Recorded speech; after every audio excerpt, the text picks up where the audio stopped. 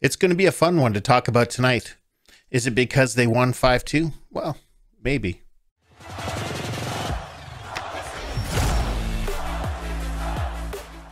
Schenn's home game return debut. He was drafted 8th overall by Toronto in 2008. He had a lot of potential to be the Toronto Maple Leafs captain someday, but he was traded to Philly in 2012 for James Van Riemsdyk by GM Brian Burke.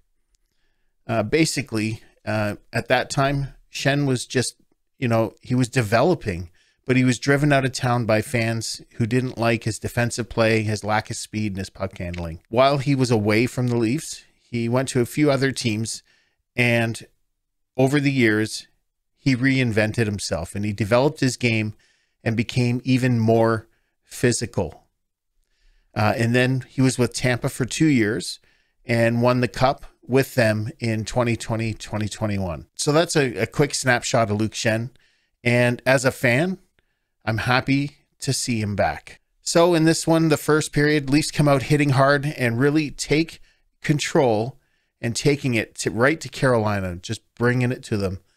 And Leafs open up the scoring early with a point shot from Gustafsson and tipped in by Aston-Reese. More hitting by the Leafs, and then shortly thereafter, Marner strikes again, his 25th goal of the year, and he basically maneuvers around a few Hurricane players and pots one in. Really good goal. And then the Hurricanes, they push back and they squeeze one past Samsonov. But a few minutes later, Hurricanes get a breakaway, and Martin Nikas, he toes the puck and it goes wide. So nowhere near the net, went way into the corner. Stahl takes 2 for boarding. Aston-Reese head first into the net. And at this point, Carolina goes on the penalty kill. And just as a reminder, Carolina had killed their last 25 penalties that they've taken. So that stat is on the line.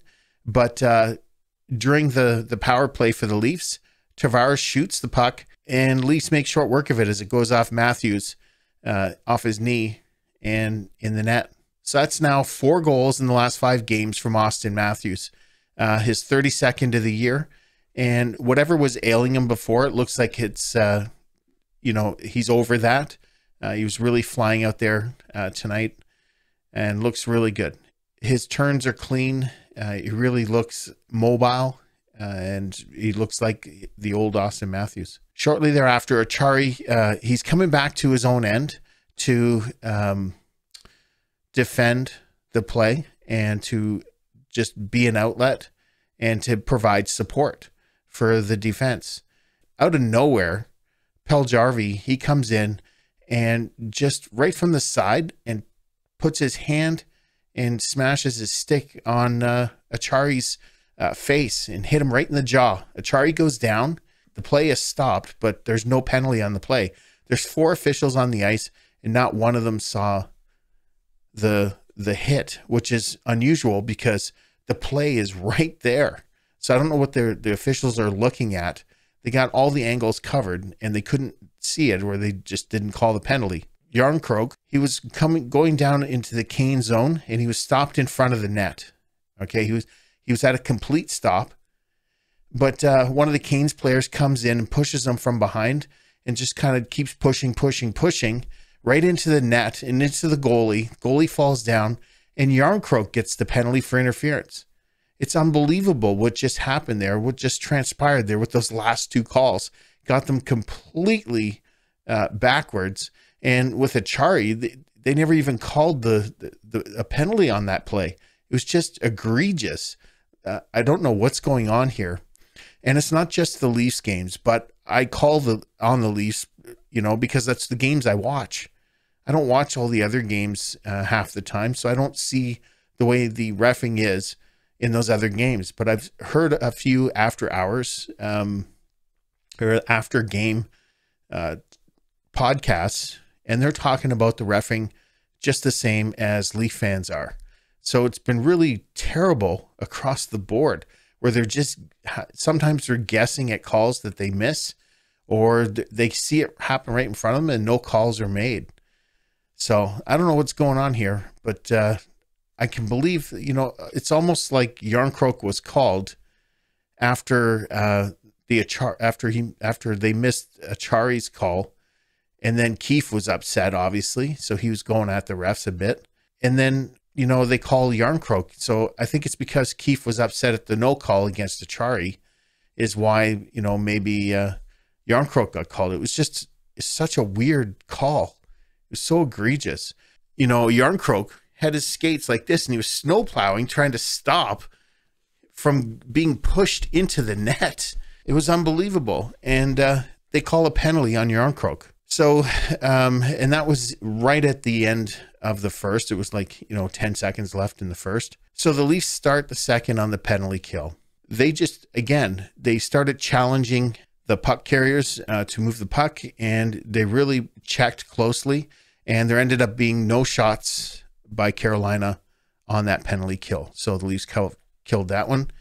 And then the Leafs increased and ramped up the play. They were all over the Hurricanes. There was a huge save by Samsonov on Aho. And then Aho goes crashing into the corner. Leafs really driving the play physically tonight. And Matthews looking great out there, like I said before. He was deking and cutting and stick handling through players. He was close to a highlight reel goal tonight. It just put it off the mask of Kochetkov. Whatever he was dealing with for most of the season has obviously healed. Looks like he's over that. It looks really good out there. And what a great time for him to start increasing his play and start getting some points here and just getting ready for the playoffs. You can tell tonight's game was really, one of the first pushes for getting ready and geared up for the playoffs. And then Natchez for Carolina.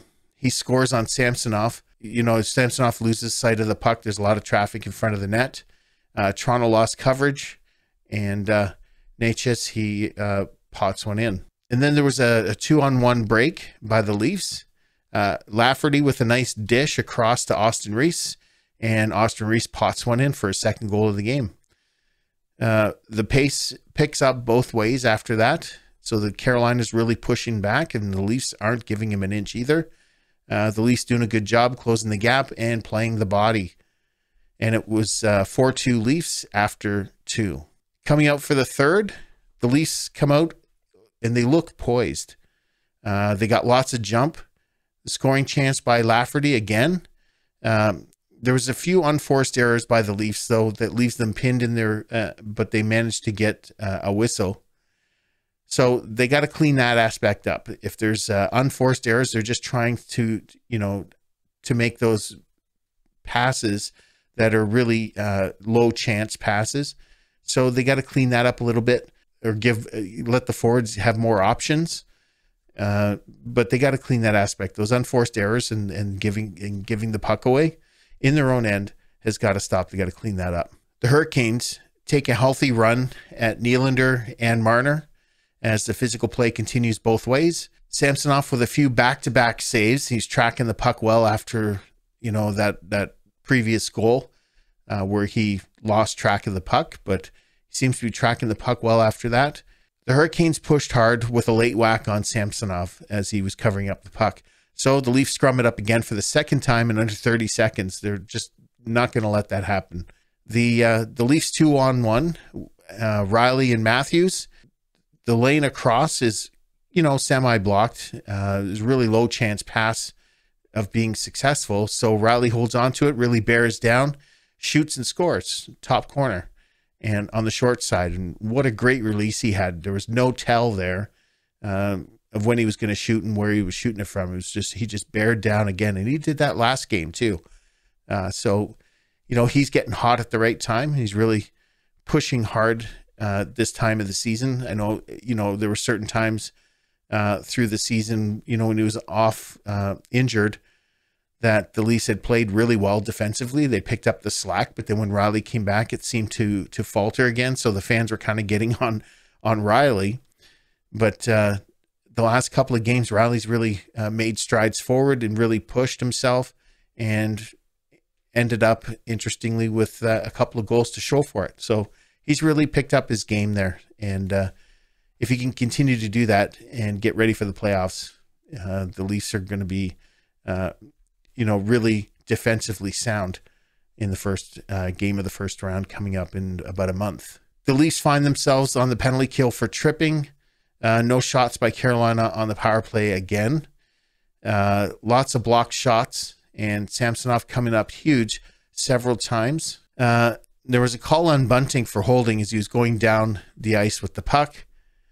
And then, of course, the ref you suck chants come out after several questionable calls.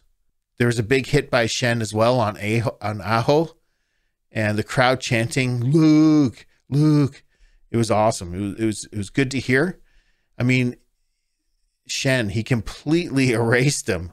It was great to see, and it was good to see a physical aspect this well done. Of course, hence Schenn's nickname, the Human Eraser. Definitely a solid play there. And then the Leafs killed the penalty off, and again, Bunting driving for the net, and he's got to watch this. So, they have a good drive to the net, but once again, Bunting goes in too far. And I know he's being, checked in close or watched in close and covered, but he needs to slow down a bit and back off so that they can give himself some space.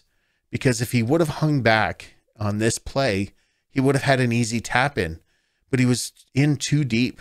And of course, his coverage was in there as well. And he was totally past, the puck. And again, same happened last time in the game where he just got in way too deep. So, and that comes with experience, right? So he's just got to understand that, go back and watch it on the video and look at those situations and just back off a bit at the last minute, and he could have tap-ins. I think hopefully he can watch that and find that in his game and remember to do that, especially going into the playoffs.